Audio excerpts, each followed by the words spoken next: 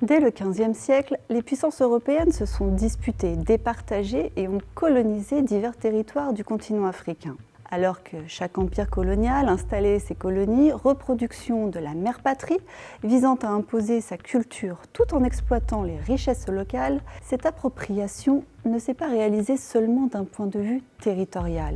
En effet, leur armée colonisatrice, tout en massacrant les populations locales, ont pillé des forces et des trésors artistiques, tels des trophées d'une domination et d'une expropriation réussie qui se sont retrouvés exposés dans les musées d'Europe. Mais au fait, savez-vous qui a volé ces œuvres qui appartiennent au patrimoine culturel de l'Afrique?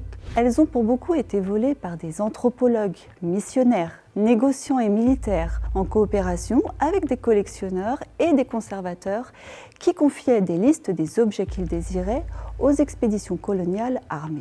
C'était le début d'une ère sombre où l'admiration pour l'art a été éclipsée par l'avidité et la brutalité. Une évolution troublante transformant la curiosité initiale en un acte de vol et de pillage. Les pays qui ont le plus souffert de ce trafic illicite de biens culturels sont incontestablement ceux qui abritaient ces artefacts. Le Sénégal, le Gabon, le Bénin et le Nigeria, riches de leur patrimoine, ont en effet particulièrement été exploités. À l'orée du XXe siècle, une prise de conscience émerge. Selon Bénédicte Savoie, professeur d'histoire de l'art à l'Université technique de Berlin, vers 1900, les nations européennes qui étaient en concurrence pour avoir les plus grandes collections ethnologiques se sont retrouvées à celle qui sera la première à restituer ces objets, tel un geste d'absolution.